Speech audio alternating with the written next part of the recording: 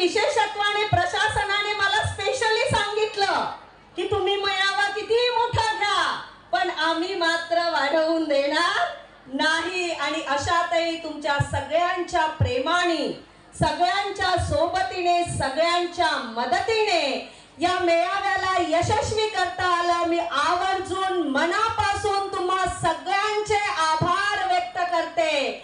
आणि याच्या मागे मागे रोशन खडसे, सुरेंद्र बानाई, हरिभाऊ गाडबैल यांच्यासारखे अनेक व्यक्ती आहे ज्यांचं मी खरं तर नाव घेतलं पाहिजे. जसं मी सांगितलं की माजी सरपंच इंगळे भाऊ, सचिन भाऊ इंगळे, असे अनेक जण आहे की ज्यांचं नाव घेतलं पाहिजे. प्रत्येकाचं नाव कदाचित घेता येणार नाही, परंतु माझ्या हृदयात जेव्हा जेव्हा या मेळाव्याचे स्मरण होईल तेव्हा तेव्हा या मेळाव्यासाठी झटणाऱ्या प्रत्येक व्यक्तीची आठवण मला होत राहील. माझ्या अशा अनेक मैत्रिणी, कार्यकर्त्या सगळ्या बसलेल्या आहेत ज्यांनी 4-4, 5-5 दिवसापासून सर्वांपर्यंत मेसेज पोहोचवायचं काम केलं. छोट्या छोट्या कॉर्नर मीटिंग्स घेतल्या आणि याच्यामध्ये खाली बसलेल्या पण अशा अनेक पदाधिकारी आहेत भाऊ की ज्यांना खऱ्या अर्थाने मी सन्मानाने या मंचावर बसवायला पाहिजे, परंतु मी मंचावर बसवू शकली नाही. तरी देखील तेवढ्याच आनंदाने, कुठलाही मान अपमान न बघता आमच्या सोनूताई कुठे सारख्या पंचायत समिती सदस्यांपासून अनेक जण ज्यांना जिथे जागा मिळाली तिथे बसलेले आहेत, त्या सर्वांचे देखील मी आज स्वागत करते. आणि महिला बाल कल्याण विभाग हा विभाग जरी छोटासा असला तरी तालुक्यामध्ये तुम्हा सगळ्या महिलांना कल्पना असली पाहिजे की भाऊ जेवढे समुपदेशन केंद्र बंद पडले होते मी सगळे आल्यावर सुरू केले आणि 3 तालुक्यातले सुरू करण्याची प्रक्रिया सुरू आहे. म्हणजे जवळपास सध्या 10 तालुक्यामध्ये महिलांचे सर्व प्रश्न कायदेशीर मार्गाने सोडविणारे, कोर्टामध्ये देखील त्यांना सल्ला देण्यापासून, पारिवारिक संबंध मेंटेन करण्यापासून, गरज पडेल तर डिवोर्स घेऊन देण्यापर्यंत काम करणारे समुपदेशन केंद्र हे सध्या आपल्या जिल्ह्यातील 10 तालुक्यामध्ये यशस्वीपणे सुरू आहे.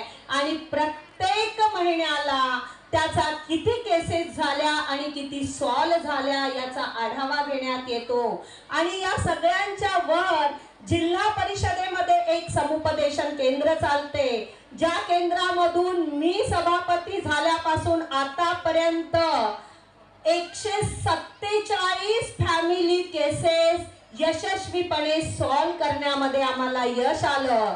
आणि 3 महिलांचे डिवोर्स झाले, त्या मात्र आम्ही यशस्वी करू शकलो नाहीत.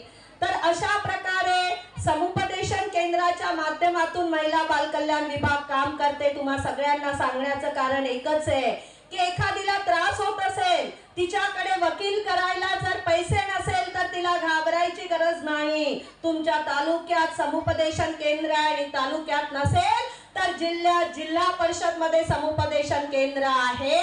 तुम्ही त्या समुपदेशन केंद्रामध्ये येऊन मार्गदर्शन घेऊ शकता. दुसरा महत्त्वाचा विषय म्हणजे आतापर्यंत महिला सक्षमीकरणासाठी हा 40वा मेळावा आहे, ज्यामध्ये विविध स्तरावरचे वेगवेगळे जेंडर प्रशिक्षण पासून कायदेविषयक प्रशिक्षणापर्यंत ते महिला मेळाव्यापर्यंत महिलांचे मेळावे घेण्यात आले होते. खऱ्या अर्थाने जर या जिल्ह्यातील कुपोषण दूर करायचं असेल तर आमच्या महिलाची किचन दुरुस्त झाली पाहिजे, स्वयंपाक खोली दुरुस्त झाली पाहिजे. म्हणून हेल्दी किचन हेल्दी फॅमिली हा एक कन्सेप्ट आपल्या जिल्हा परिषदच्या माध्यमातून राबवण्यात येतो. तसेच मला आवर्जून सांगावंसं वाटतं की आज मी खूप मोठी नाहीये, परंतु जेव्हा जेव्हा महिलांवर अत्याचार होते तेव्हा तेव्हा प्रत्यक्ष त्याची झळ आमच्या हृदयाला पोहोचत असते. आणि म्हणून जिल्हा परिषदच्या 36 शाळांमधून 3 महिन्यासाठी महिला बाल कल्याण विभागाकडून 4थी ते 7वीच्या मुलींसाठी स्वयं सुरक्षा प्रशिक्षण, ज्यामध्ये दररोज घ्यावयाचा आहार, व्यायाम, कराटे, सेल्फ सेफ्टी यासारखे सगळे प्रशिक्षण दिल्या जाते असं 36 शाळांमध्ये आपण सुरू केलेले आहे. खऱ्या अर्थाने अनेकांना असं वाटतं भाऊ की हे मेळावे कशासाठी, तर मी त्या सगळ्यांना सांगू इच्छिते की मेळाव्याची का गरज आहे.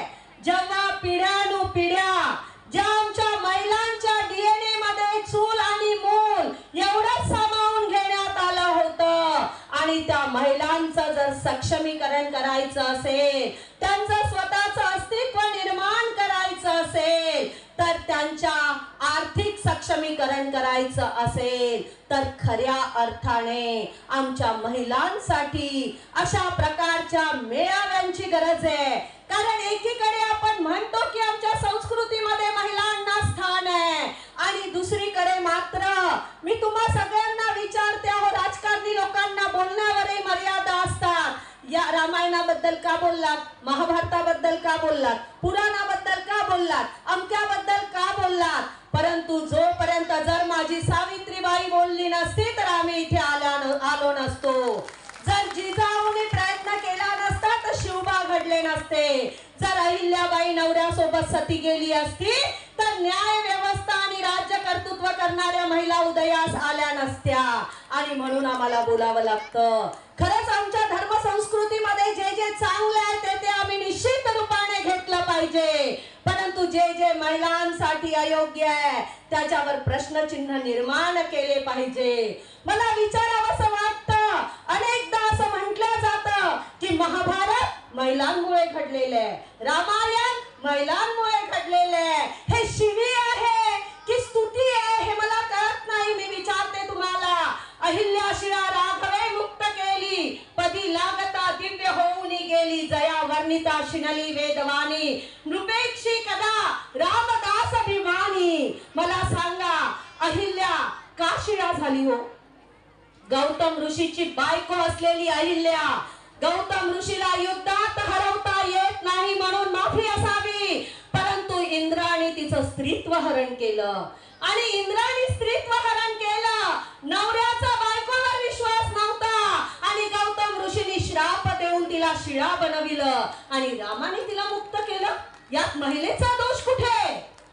त्यामुळे नको आम्हाला हे अहिल्या शिळा राघवे मुक्त केली, पदी लागता दिव्य होऊन गेली, अजिबात नाही. अनेक वर्ष शिळेत राहिलेली अहिल्या माझी भगिनी चालणारी आम्हाला, माझी भगिनी झालेली आम्हाला चालणार नाही. मला सांगा, महाभारतातल्या द्रौपदी सारखं जुगारावर तुम्हाला लावलेलं तुम्हाला चालेल का? हो की नाही? रामायणातल्या सीतेसारखं अग्नी परीक्षा दिलेलं तुम्हाला चालेल का? नाही की नाही?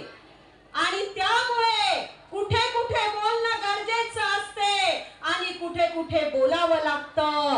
आम्हाला खरंच कुठे सन्मान आहे, जे चांगलं आहे ते स्वीकारलं पाहिजे आणि जे वांगलं आहे ते खऱ्या अर्थाने त्याच्यावर आपण बोललं पाहिजे. जर बोलू शकत असाल तर ठीक, नसेल बोलू शकत तर कमीत कमी विचार तरी केला पाहिजे. काय हो महाभारत? माझं ते माझंच आणि भावाचं तेही माझंच म्हणजे महाभारत. आणि काय रामायण? माझं ते भावाचं आणि भावाचं तेही भावाचंच म्हणजे रामायण. कुठे आलं स्त्रीकरण?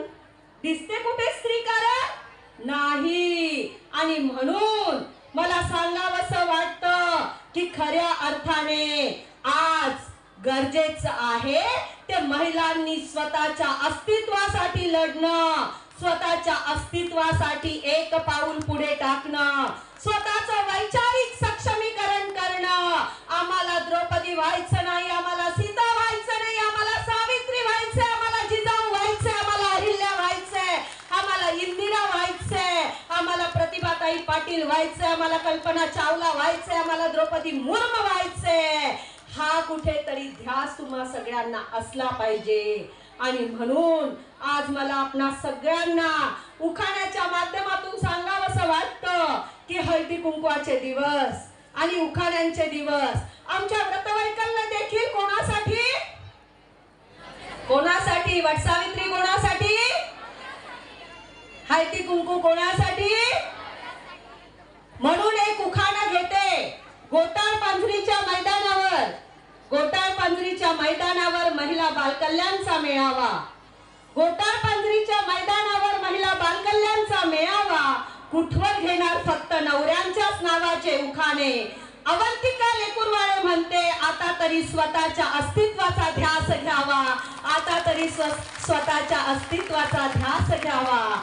सन्माननीय आमच्या मार्गदर्शिका सुनीलजी केदार यांच्या अर्धांगिनी, सुस्वर आवाज मुळता ज्यांना प्राप्त झालेले आहे अशा खंबीर व्यक्तिमत्व आमच्या अनुजाताई केदार इथे उपस्थित झालेल्या आहे. सर्वांनी जोरदार टाळ्यांनी त्यांचं स्वागत करावं.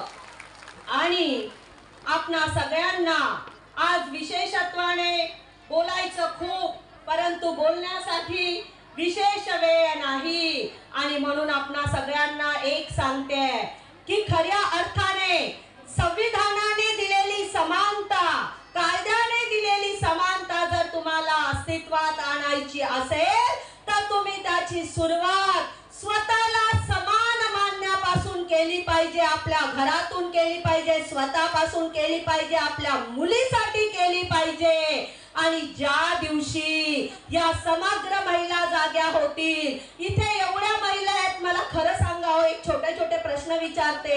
आजही साडी कोणती घालू म्हणून कोणाला विचारायचं? नवऱ्याला. साडी कोणती घेऊ म्हणून कोणाला विचारायचं? नवऱ्याला. भाजी कोणती करावी म्हणून कोणाला विचारायचं? नवऱ्याला. हरकत नाही, दोघांनी मिळून संसार केला पाहिजे, पण एखाद्या वेळी तरी स्वतःच्या मनाचंही केलं पाहिजे. तर खऱ्या अर्थाने आपण आपलं अस्तित्व जिवंत ठेवून दुसऱ्याच्या अस्तित्वाला मोठं करतोय असा याचा अर्थ होईल. आम्हाला संसाराला मोठं करण्यामध्ये, लेकरांना मोठं करण्यामध्ये, इतरांना मोठं करण्यामध्ये अजिबात काही वावगं नाही. वावगं आहे स्वतःला दुय्यम स्थान देण्यामध्ये. अहो, आमच्या महिलेनी जर नमस्कार केला एखाद्याला तर आम्हाला आशीर्वाद मिळते, सौभाग्यवती भव. मला कळत नाही हा आशीर्वाद आहे की श्राप आहे. सौभाग्यवती भव म्हणजे नवरा जगला पाहिजे, नवऱ्याच्या आधी तू मेली पाहिजे, असाच होतो की नाही याचा अर्थ? अखंड सौभाग्यवती भव. सुखी राहा असं म्हटलं चालेल, दोघेही सुखी राहा म्हटलं चालेल, बरोबर आहे, पण अखंड सौभाग्यवती भव म्हणजे तू मरतानाही सौभाग्यवती म्हणून मेली पाहिजे. म्हणजे तुझ्यापेक्षा 5 वर्षांनी मोठा असलेला नवरा, नवऱ्याच्या आधी तू मर, मग नंतर नवरा मेला तरी चालेल. मला दोषारोपण करायचं नाही, मला तुम्हाला स्वतःला जागृत करायचं आहे. विचार करायला आपण कमीत कमी सुरुवात केली पाहिजे असं मला वाटतं. आणि ही सुरुवात नुसत्या मेळाव्यात टाळ्या वाजवून चालणार नाही, नटून थटून चालणार नाही, तर आम्ही आमच्या वैचारिक सक्षमीकरणासाठी, आर्थिक सक्षमीकरणासाठी कुठेतरी पुढे आलं पाहिजे, प्रश्न विचारले पाहिजे. महिला डरती नाही, महिला घाबरत नाही, ती स्वतः घाबरत नाही, ती अजिबात घाबरत नाही. ठीक है, महिला कभी डरती नहीं, उसे डराया जाता है, जमाना क्या कहेगा करके उसको डराया जाता है. तिला घाबरवले जाते, संस्कृती असं म्हणते, देव असं म्हणते, धर्म तसा म्हणतो, हे तसं म्हणतं, हे तसं म्हणतं. आणि तू चांगली आहेस म्हणजे काय? तू या सगळ्यांचं पालन केलंयस म्हणजे चांगली आहेस? अजिबात नाही. सर्वांचं पालन करा, परंतु त्याआधी स्वतःच्या अस्तित्वाचं, स्वतःच्या स्वाभिमानाचं आणि स्वतःच्या आर्थिक सक्षमीकरणाचं आपण सगळ्यांनी पालन केलं पाहिजे, एवढंच म्हणते. आणि जाता जाता एवढंच सांगते, दुसरा एखादा प्रश्न, दुसरा एक प्रश्न की यासोबतच झटता या देशातील 50% आबादी म्हणजे महिला आहे. किती टक्के आबादी? 50% आबादी. आणि अजूनही 90% महिला मतदान मात्र नवऱ्याच्याच मताने करतात. मला सांगा, जेव्हा जेव्हा राजकारण होते, ग्रामपंचायतचं असो किंवा कोणतंही असो, महिला दारू प्यायला जाते का? महिलांसाठी दारूच्या पेट्या येतात का? महिलांसाठी बिर्याणीच्या मेजवान्या होतात का? म्हणजे पुरुषांनी एखाद्या वेळी पार्टीमध्ये जाऊन लालचे